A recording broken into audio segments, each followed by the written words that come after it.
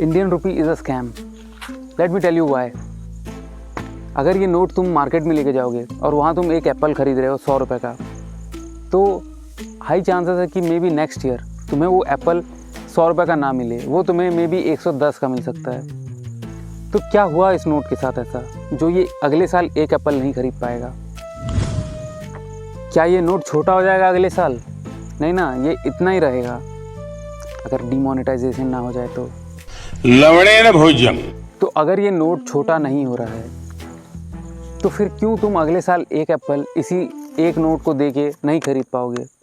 अगर ये same note तुम्हारे पास है और अगले साल तुम मार्केट जाके सेम क्वांटिटी के एप्पल्स नहीं खरीद पाओगे तो तुम्हारी परचेजिंग पावर चली कहाँ गई?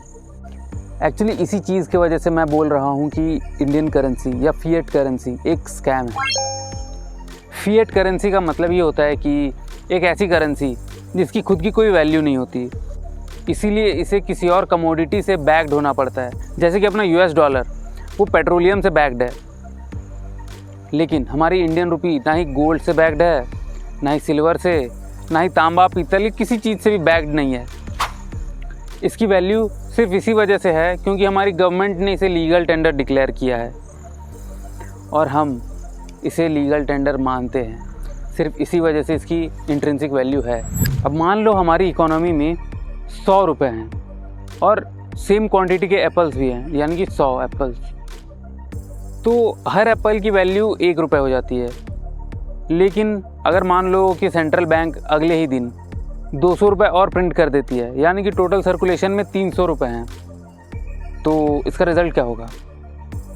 उस एप्पल की वैल्यू बढ़ जाएगी, 3 गुना बढ़ जाएगी, यानी कि एक एप्पल की वैल्यू 3 रुपये हो जाएगी। इसी प्रोसेस को इन्फ्लेशन कहते हैं और यहीं से सारा स्कैम शुरू होता है। इकोनॉमिस्ट इसे एक स्कैम कहते हैं क्योंकि गवर्नमेंट जब चाहे नई करेंसी प्रिंट कर सकती है, सेंट्रल बैंक्स को बोल के जब चाहे नई करेंसी प्रिंट कर सकती है, लेकिन लोगों को पैसे फ्री में नहीं मिलते। लोगों को उसी पैसे को कमाना पड़ता है, जिसकी परचेजिंग पावर गिरती जा रही है क्योंकि सर्कुलेशन में नए नोट्स आ रहे हैं। लोगों की सैलरी उतनी ही रहती है, लेकिन कमोडिटीज़ जैसे कि घर के रेंट, घर का राशन, पेट्रोल, एजुकेशन, इन सब के प्राइसेस बढ़ जाते हैं, यानी कि सब चीज़ महंगा होता चला जाता है और यहीं से लोगों को दिक्कत होना चालू हो जाती है क्योंकि उनके जो पैसे होते हैं धीरे धीरे अपनी वैल्यू लूज़ कर जाती है। अब इसको समझाने के लिए मेरे पास एक एग्जांपल है। जैसे कि तुम्हारे पास आयरन है, आयरन को अगर तुम ऐसे ही खुले में छोड़ दोगे तो उसमें रस्ट आ जाता है। तुम्हारे नोट को भी ऐसे ही रस्ट लग रहा है, यानी कि तुम्हारे नोट को जंग लग जा रहा है, जिसे हम इन्फ्लेशन कहते हैं। तुम्हारे करेंसी की वैल्यू गिरती जा रही है और गवर्नमेंट की इसी प्रॉब्लम को सॉल्व करने के लिए बनाया गया है बिटकॉइन, जिसे बिटकॉइनर्स हार्ड मनी भी कहते हैं क्योंकि इसकी सप्लाई लिमिटेड है। सिर्फ 21 मिलियन ही बिटकॉइन एग्जिस्टेंस में आ सकते हैं। कोई भी सरकार इसे प्रिंट नहीं कर सकती, ना ही यूएस गवर्नमेंट इसे प्रिंट कर सकती है, ना कि जापान की गवर्नमेंट इसे प्रिंट कर सकती है, और ना ही इंडियन गवर्नमेंट। इसे कोई भी गवर्नमेंट प्रिंट नहीं कर सकती, ना ही कोई कंट्रोल कर सकता है, और इसीलिए इसे बिटकॉइनर्स हार्ड मनी कहते हैं।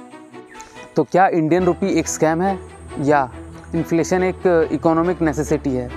इस पे तो डिबेट चलती ही रहेगी। बट अगर तुम सिर्फ इंडियन रुपी सेव करते रहोगे तो तुम्हारी परचेजिंग पावर बहुत ज़्यादा गिर जाएगी। इसीलिए तुम्हें अपने पैसों को अच्छी जगह पे इन्वेस्ट करना पड़ेगा, किसी हार्ड मनी में इन्वेस्ट करना पड़ेगा। और तुम फिएट करेंसी सेव करने वाले हो या बिटकॉइन, ये तो मुझे कमेंट में बता देना।